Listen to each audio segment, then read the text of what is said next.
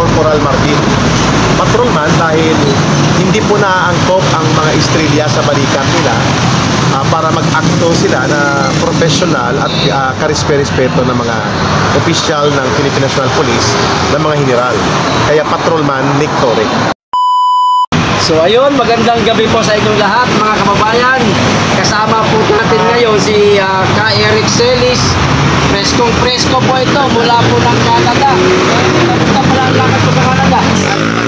Salamat pambansang loyal, no? Ang kaibigan natin na loyal sa katotohanan, loyal sa tunay na pagbabago para sa bansang Pilipinas, at loyal para sa mabuting pamamahala. Tama siya, fresh na fresh mula sa Ontario, Toronto, Canada, sapagkat wala pa akong tulog. Umalis ako doon August 21. That's I think Wednesday. Nakarating ako kaninang umaga dito 23 na sa Pilipinas sapagkat magkaibang time zone.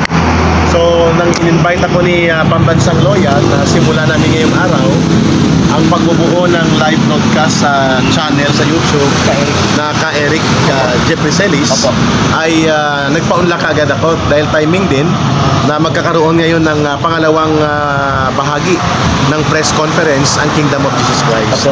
At magko-cover din ang Pambansang Loyal at syempre nandun na rin ang Jeffrey Ka Eric Celis channel. Mamaya at dalawa kayong pwedeng mag-cover. At ngayon, si Pambansang Loyal muna ang magbibigay ng konteksto bakit namin ginagawa ito at bakit kailangan namin i-engage kayong mga mamamayan sa channel na binuo po voluntarily nila Pambansang Loyal. At ito po ay pinagsusumikapan ng kanyang grupo, yung mga Bisaya vloggers, na magkaroon po ng followers at supporters doon kay Ka Eric na pagiging pagmumulan po ng mas malawak na engagement ni Ka Eric Celis sa pamamagitan ng live video and live vlog. Okay, Ka Eric, itong ginagawa natin ngayon dito sa channel na Ka Eric Celis o Jeffrey Celis, hindi na po lingid sa kaalaman ng ating mga kababayan. Na ang ginagawa natin ay katulad din ng mga ginagawa mo o mga sasabihin mo sa mga nagdaan mong programa. Unang-una, itong tila panunupil sa kasalukuyang panunupil nitong ang ginagawa ng kasalukuyang gobyerno. Yes, dito sa KOJC. Yes. Ayan, at sa ganoon na rin sa mga Duterte. Opo. Ano? At sa sino pa mang mga taong mga kumi-question sa kanilang gobyerno. Tama. Ayan. So, ang unang katanungan ko po kay Eric, ito pong tungkol po sa nangyayari po, nagpapatuloy na nangyayari ngayon sa KOJC. Sige po. Salamat Pambansang Loyal, no? Sa pag-facilitate mo nitong kauna-unahang live ko ni Ka Eric sa channel na binuo po ninyo ng mga Bisaya vloggers.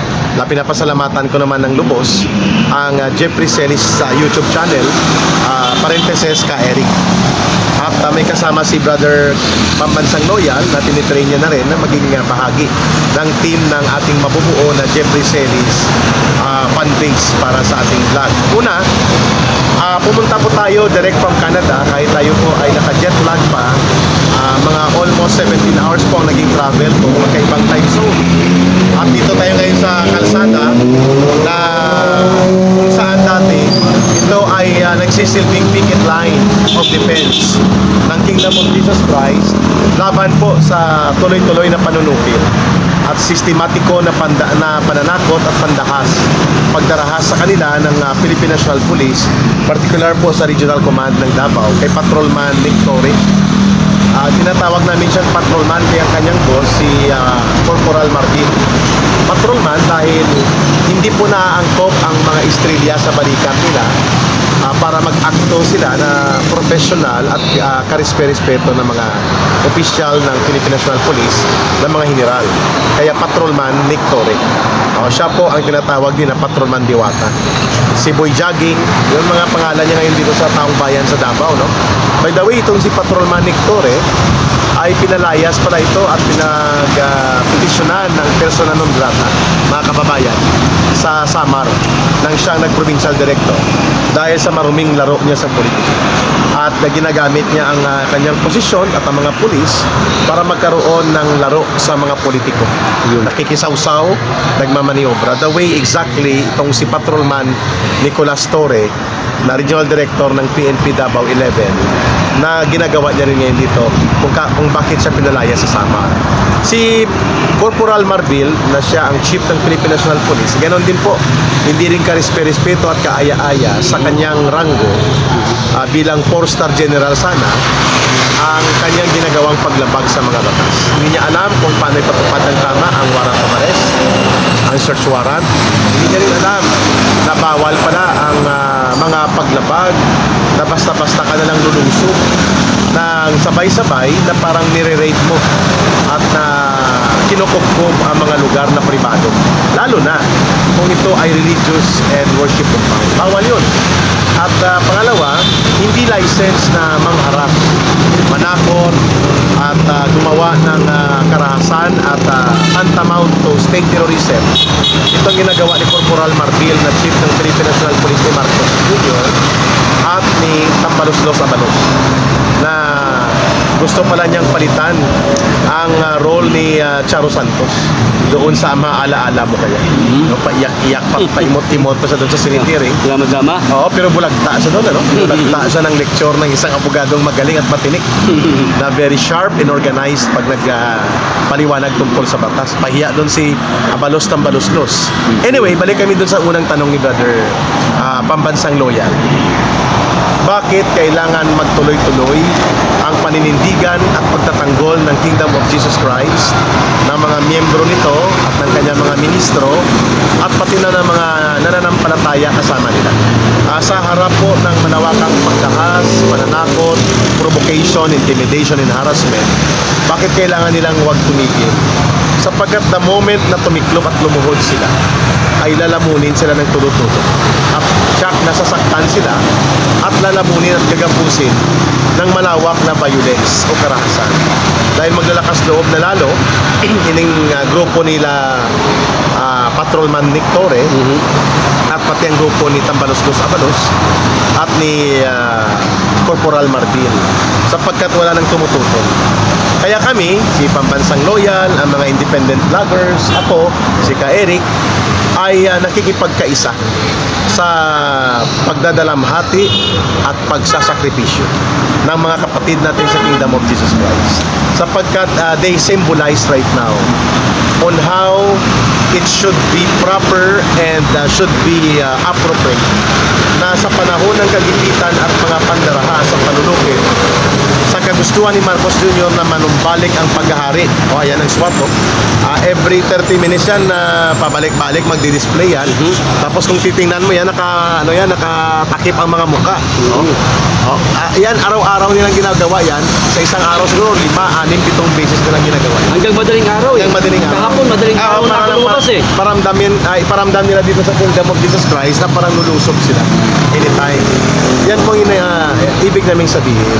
Lahat ng yan, matitigil naman yan eh, kung ipag-uutos ni Tambaloslos Abalos at ni Corporal Marbil, i-recommend nila kay Marcos Jr. na, Sir, mali na itong ginagawa natin sapagkat tinatakot natin at pinapalaganap ang atmosphere of terrorism, atmosphere of oppression, atmosphere of state abuse. Ay, hindi na po natutuwa ang mga tao, hindi lang dito sa Kingdom of Jesus Christ. Maliwanag na may panunupil kay Eric. Correct, sapagkat si pastor po ay hindi convicted. Ang warrant of arrest ng pastor ay akusasyon lang. At pangalawa, may subject pending appeal ang kanyang kaso sa review ng DOJ, hindi pa inaksyonan. Those are legal processes na dapat kilalanan ng police. And thirdly, under appeal din sa korte na i-review ang validity ng warrant of arrest. So, ibig sabihin po, yan ay mga legal remedies. Ang problema ng police ngayon dito ay nabubulag at binubulag sila. At ginagawa silang kingkoy ni Patrolman Nicolas Torre, ni Boy Jogging, Diwata. Sapagkat gusto niyang lusugin ang pribado na property. Under the law, it cannot be done. Kasi protected po yan as your domicile, as your personal and private property sa safety and security mo. Ginagarantiyahan niya ng batas at ng Estado. Gusto niyang lupugin. Kasi naniniwala ka nandyan si Pastor, kibuloy sa loob. Eh, inikot na po ito 2-3 beses ng National Bureau of Investigation. Ayaw pa rin nilang maniwala. Ang ibig pong sabihin natin, iba ang intention talaga. Sa nakikita natin, gusto nilang manakit. Gusto nilang gumamit na sila Malos, Marvil, tsaka sila Torre sa utos ni Marcos, most likely, ng karahasan para i-justify nila ang tinatawag na pag-iral ng lawless violence. In that note, kung may lawless violence, pwede sila magdeklara ng state of emergency o kaya call out power na magkialam na ang mga armed forces. Yun. Pero ang nag-instigate at nagplano ng karahasan at kaguluhan sila, ang mga pulis. Yun ang nakikita natin. Sapagkat aminin nila o sa hindi, mayroon na pong mga more than 100 million pesos na ang reward na pinatong sa ulo ni Pastor. Laki na pala. Dahil nakialam ng Amerika 100 million pesos. Kasi $2 million ang galing sa US State Department. They are denying it, but that is true. So totoo daw kay Eric na sinisingilan sila ngayon ng US? Yes, kaya nga sila gumagawa ng mga kalapastanganan, mga paglabag at pang-aabuso. Kasi walang result eh. So, ganoon din po kay Alice Go, kay Mayor Alice Go, masigway lang tayo ng konti.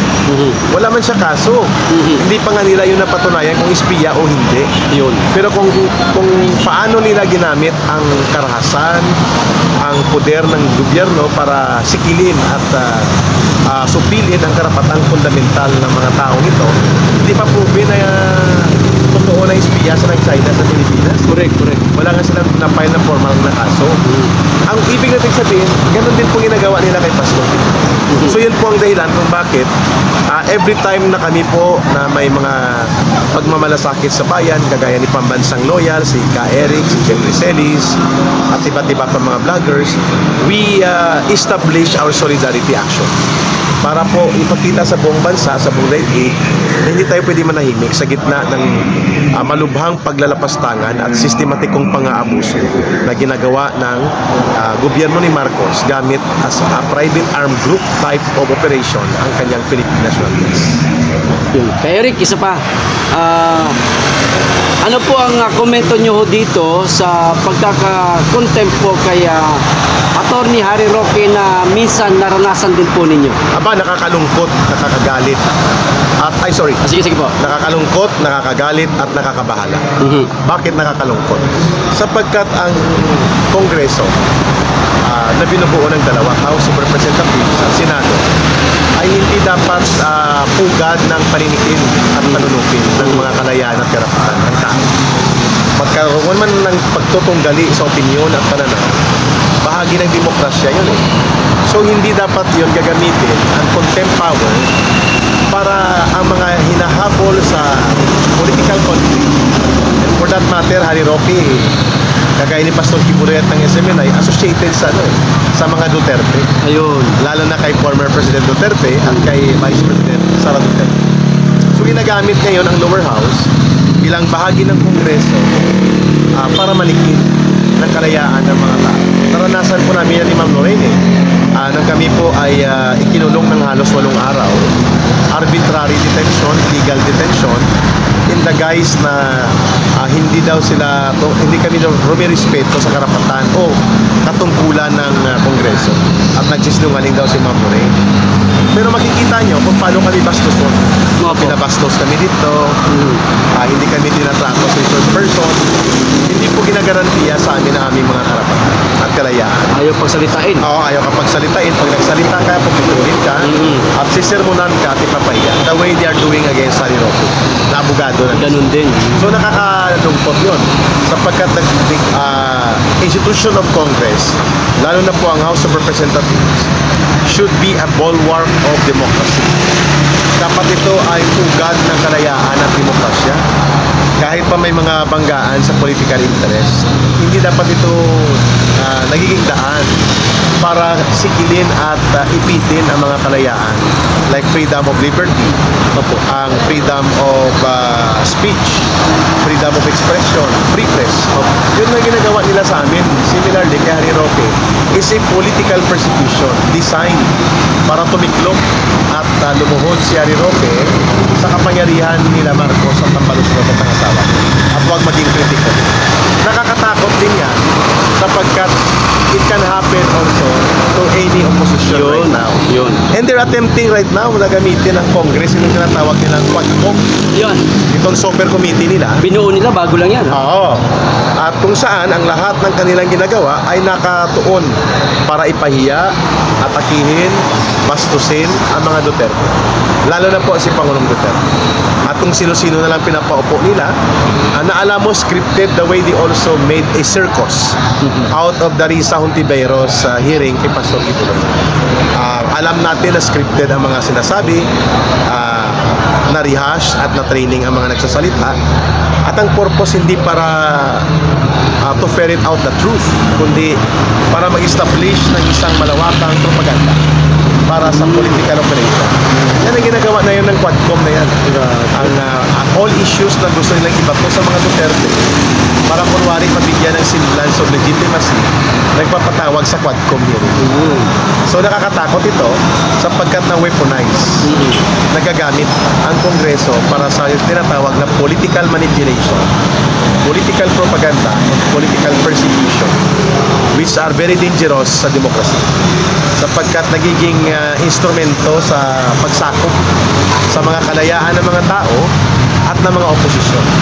There can never be a democracy na puro lang hallelujah sa administrasyon ng buong mamamayan. Puro lang amen. Oo, puro amen at walang oposisyon. Hindi yan demokrasya eh. Baka yun ang gusto nila mangyari. Exactly. Mali yun. Mangyayari yan sa diktadura. Yan ang gustong gawin ng Communist Party of the Philippines. Ano pa nga ba tawag natin ngayon? Diktadura na talaga. Kulang na lang ang formal na deklarasyon ng martial law. Ang pangatlong punto sa nangyari kay Atty. Harry Roque, ito po ay nakakabahala. So, nakakalungkot, nakakatakot, nakakabahala. Bakit? Sapagkat there is now a pattern na pwede palang ibalik ang mga pangil ng martial law without formally declaring martial law. Yes. At delikado yon sapagkat nagpapakilala sila, nagmamaskara sila na sila ay makademokrasya at sila ay mga hindi manunubig at manunubig ng mga karapatan at tirayan ng mamamayan. Subalit makikita natin na nagagamit nilang batas, iniikutan nilang batas, binubutas nilang batas at ginagamit ang mga institutions para manupil ng tao. Nakakabahala yun. Yan ang tinatawag na systematic restoration of authoritarian rule without declaring martial law as the foundation of authoritarianism. Sa tatay niya, at least klaro. Kasi may power naman talaga mag-declare ng martial law during sa konstitusyon natin, kahit ngayon. Pero dapat may malinaw na basihan. Ito, ang basihan lamang nila sa paggamit ng mga instrumento kahalintulad sa panahon ng martial law na hindi nila inaamin at dinideklara ay ang panggigipit at ang pagkakay, ang paglumpo at paggalugig sa political opposition na nire-represent ngayon ni Inday Sara Duterte, ni Pastor Kibuloy ng SMNI at mismo ni former President Duterte. At kita nyo naman, gusto nga siyang pastusin sa Kongreso. Pinapatawag siya at baka gawin din nila ang nangyari kay Harry Roque. Magkakasubukan ngayon yan. At nakakabahala yan kasi pwedeng magkaroon ng tinatawag na drastic polarization. Pag sinabing drastic polarization, bigla ang pagkahati ng lipunan sa pagitan ng mga makamarcos at mga Duterte at magkakaroon ng matinding political na hidwaan at pagkaan. At nakikita natin kung paano ginagawa nila ang panunupil sa katunggaling politika, the way they attack and abuse their state instruments, use it as a power for terrorism against sa mga individual like Pastor Kibuloy and Kingdom of Jesus Christ. Yun. Isa pa. Malamang ito ay hindi to taga Davao, no? Sa gitna ng kalsada umiihi. Kung nandyan si Tatay Digong. Yan, no? Nick Torre. Ito yung inuhuli mo dapat. Yan. Ayun sa ito. Sa gitna ng kalsada sa samantalang nandyan na mga polis, hindi nila ma-aresto. Public scandal yan. Kung taga-Davao ka, hindi mo Hindi mo gagawin yan. Public scandal yan eh. Bawal yan sa Davao. So ang pulis, kung matino ito si Nick Torre, dapat sinisitahin. Ipinihit po namin dyan kasi kung bantayan nila sila pastor, bantay sarado, tulo-tulo, kulang na sakmalin na nilang karapatan ng mga tao dito. So yan, no? Umiihi sa gitna ng kalsada. Nandiyan na ang mga polis dito. Sa paligid, Tore, shout out sa'yo. Patupad mo, patrolman Tore, batas. Ayan, no? Umiihi. May gasoline station, may waxings, hindi siya umiihi dito. O, dyan po sa gitna na may dumadaan sa highway. So, saan ka na, Nicolas Torre? Yan, no? Hindi malamang, hindi taga Davao ito. Hindi niya, hindi. Kasi hindi niya alam. alam ang batas dito. Kaya Eric, isa pa. Oh, sige. Tungkol po sa naging pahayag po ni BP Sara. Okay. Panghuling bahagi namin muna, patikim lang ito kasi makakasama ko si Pambansang Loyal at ang kanyang kaibigan na nagdo-document ng first ever live ni Ka Eric sa Jeff Picelis channel. Mamaya mga 8:30 magsisimula kami sa paghahanda. Itong huling bahagi ng last 2-3 days nga matatalim na mga pagpapahayag na ginawa ni Vice President Sara Duterte. Sa tingin ko, puno na rin ang Vice President. Ayan. Kasi nakikita niya kung paano nilalapastangan ang mamamayan ng Davao, ang karapatan ng mga tao, at wala nang nirerespeto ng mga political opposition. Even the mayor, na kapatid niya, incidentally, ay hindi nirerespeto. Tinatanggalan ng kapangyarihan sa mga pulis. At ginagawang tingkoy ang mayor dito ni Patrolman Nick Torre at ni Corporal Marbil at ni Tambalos Corporal. Siyempre, kinukonsinti ni Marbil. So, isa yan na ipon na yun sa dibdib niya. Yung pananakot sa tatay niya na ipapahuli sa bugos at walang kakwenta-kwenta at walang karapatang makialam sa ating judicial and legal system and justice system na ICC, yung International Criminal Court na ginagamit ni Trillanes, ni Ontiveros, ni Carpio, ni Tambaloslos sa Martin at ni Tambaloslos Apalos na dumugin si Rodrigo Duterte sa pananakot sa warrant of arrest ng ICC. Sa palagay niyo po, Ka Eric, meron pang mas malalim na pahayag si BP Sara sa mga Tingin natin sa sunod na araw, mayroon pa siyang pahayag. No? Una, ang nagtumatak sa atin na hindi siya plastic. Yun. Kasi kung plastic siya, pwede siya mag-high hello at magbeso-beso. Pero sa likod nun, ginugurgur niya ang kanilang ugnayang maayos. Yun ang ginagawa ni Lisa, nila Martin at nila Marcos. Patapik-tapik sa shoulders, pa-fist bump, pa-high hello, pero kinakatay ka. Yun ang isa sa magandang pahayag ni Sara Duterte. In-expose niya na walang sense of sincerity and sense of dignity ang Marcos government at mga tauhan nito. Okay. Number 2, ang pahayag niya na ginagamit ang budget hearing para i-politicize. Kung kalyado ka ng gobyerno ni Marcos, wala nang daming question. Lusot. Pero pag mga aligned ka sa Duterte, dadaan ka sa butas ng karayo, ipapahiya ka. Kaya siya tumingin. At nilabanan niya ang pangbabastos, lalo na ni Ontiveros. At in-expect natin ewan ko kung tapos na budget niya sa DepEd, sa Vice President sa lower house, wala pa yata. Hindi pa pinal. Baka bastusin siya din doon. Expected natin yan, kumagating siya. So, ano pong mensahe nito? That the Vice President, Sara Duterte, is now taking a very bold step na panindigan ang pagkakaroon ng matino at sincero na oposisyon para mabalansi po ang kapangyarihan sa gobyerno sa isang demokrasya. At malinaw naman po na in-expose kanya na wala naman sa ambisyon niya na umupo bilang Pangulo o pangalawang Pangulo. Kaya nga siya bumalik sa 2022 election sa pagka-mayor sana. Ay gusto niya tapusin ang term niya. At hindi niya inaambisyon na maging Pangulo, in spite of the fact that for the last 4 months of survey, siyang nangunguna mula 2021 hanggang 2022 first week. Pero bumalik lang siya, sabi niya, kasi niligawan siya ni Amy Marcos, ng magkapatid, at ni Bongbong Marcos. At ang sinabi sa kanya, hindi sila mananalo kapag hindi tumulong ang mga Duterte. Maliwanag yun. Maliwanag, at lalo na si Sara, na babalik sa mga kampanya sa national level. Pangalawa, tumulong siya at bumalik sa national campaign, naging Vice President para kay Bongbong Marcos Jr. na kampanya sapagkat akala niya unity for continuity. Hindi pala. Yun. Continuity ng good governance, continuity ng maayos na pamamahala. Mga projects ni PRRD, wala na, kinatay na. Para sa kanila pala. Para lang para sa sarili nila. Yun, first time ko narinig yan sa kalsada. I think tama ka doon, Pambansang Loyal, mga kababayan, na magkakaroon pa ng mga panibagong mga matatalas na pahayag ang ating Vice Presidente, and nakikita natin she has no other option but to bring herself into the platform as the consolidating force and figure of a real opposition to the Marcos regime. Hindi na may iwasan yan. Yun ang nakikita natin. Isa pang tanong, Eric.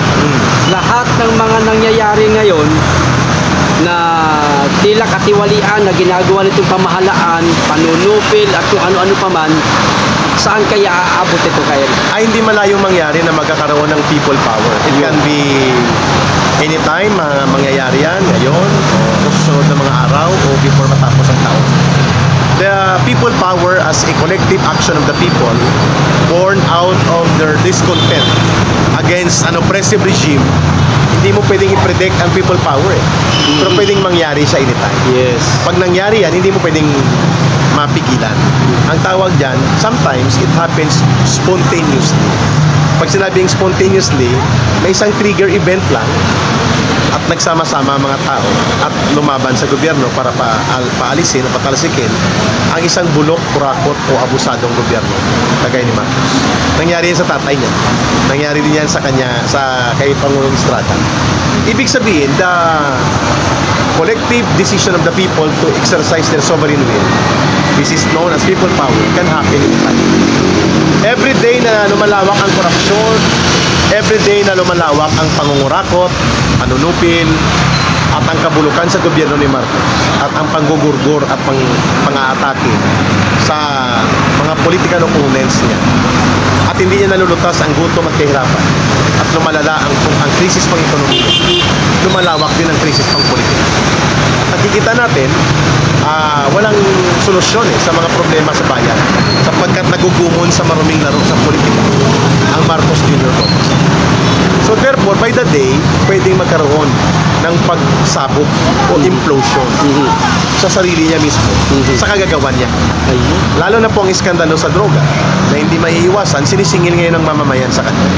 The question of integrity, a question of competence, mental, physical competence, and mental and physical health ng presidente ay hindi niya sinasagot sa pamamagitan ng drug testing na scientific, hair follicle, transparent.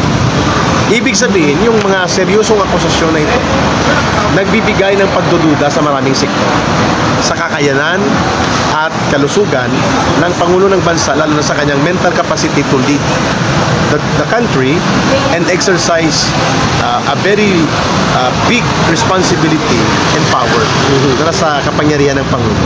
At yan ang dahilan kung bakit may nagaganap na failure of leadership, sapagkat it appears already na sa loob ng 2 taon ni Marcos Jr., ang mga nag-e-exercise at gumagamit ng poder sa pagkapangulo, ang asawa niya, illegal yan, sapagkat di elected, nangingialam, kontrabida na at ribida pa. Ang isa, ang pinsan ng si Tambalusco, ayuda there, ayuda here, ayuda everywhere, kasi pera niyang ginagastos. Kaya nasasaid ang pondo ng bayan, pati ang PhilHealth na 90 billion para sa mga mahihirap na may sakit, ay kanilang sinaipon. Ang blood control project, kinatay-katay din nila ng mga kawatan at mga buhaya na kongresista. Walang imik si Marcos, malamang nakikinama. Yan ang ibig sabihin natin na kapag hindi stable ang kalagayang mental at physical ng presidente, pwedeng gamitin ang kanyang kapangyarihan sa pagnanakaw, pang-aabuso at pagkalugmok ng buong bayan. That's the reason, I think, na very timely ang mga pagiging matalas ng pahayag ni Vice President Sara Duterte. Kaya Eric, mensahe mo sa ating mga nanonood niya na meron po tayong 350. Hoy! Very good. Isahin niyo po. Malaki na yun, ha? Malaki na yun. Kasi Sa ipopost natin yan. First pa lang natin. First. Oo. Tapos ipopost natin yan Pambansang Loyal sa page ng Jeffrey Celis. Siyempre. At sa Pambansang Loyal, ipopromote din natin. Yes po. Partnership and collaboration ito namin. Opo. You will see more of us ni PL kahit malayo kami sa isa't isa sa lugar. Siya po siya nasa nakabase sa Mindanao, ako sa Luzon, sa Metro Manila. But there is technology to do that. Mensahe natin ganito, huwag mo tayong mawala ng pag-asa na magkakaroon ng makabuluhan at tunay na pagbabago sa lipunan. Lalo na po sa pamamahala ng ating bansa. Nalulugmok tayo sa bulok na uri ng pamumuno. Failed leadership, misgovernance. Sapagkat naririnig natin na lumalawak ang mga boses ng tumututo at pumupuna. There are more than 300 generals na pumirma sa pag-question sa anomalya at pagnanakaw ng mga buhaya na kongresista at politiko sa flood control project. Dati wala yan sa loob ng 2 taon ni Marcos Jr. Lumalawak na rin ang suporta ng mga iba't ibang tribal community sa Mindanao kay Sara Duterte, kay Rodrigo Duterte. Dati halos hindi sila sa salita. Ngayon, ang vice presidente natin matalas ng pananalita at malinaw. Ibig sabihin po, huwag nating bitawan ang pag-asa at paniniwala na kaya nating bigyan ng katuparan at solusyon ang ating problema sa lugmok at nabubulok na pamumuno ni Marcos Jr. We have the hope that the successor as provided by the Constitution legally, si Sara Duterte, when the President fails to discharge his function, pwede siya mag-resign. Ang betrayal of public trust, yung pagtataksil niya sa interes ng mamamayan, pwede siyang patalsikin at pwede siyang ma-impeach. At yan ay mga legal na pwedeng gawin ng taong bayan by way of popular support and popular opinion and even direct people power. Ang mahalaga dyan, malinaw din ang direksyon ng counter programs na gagawin ng Vice President. Ayan po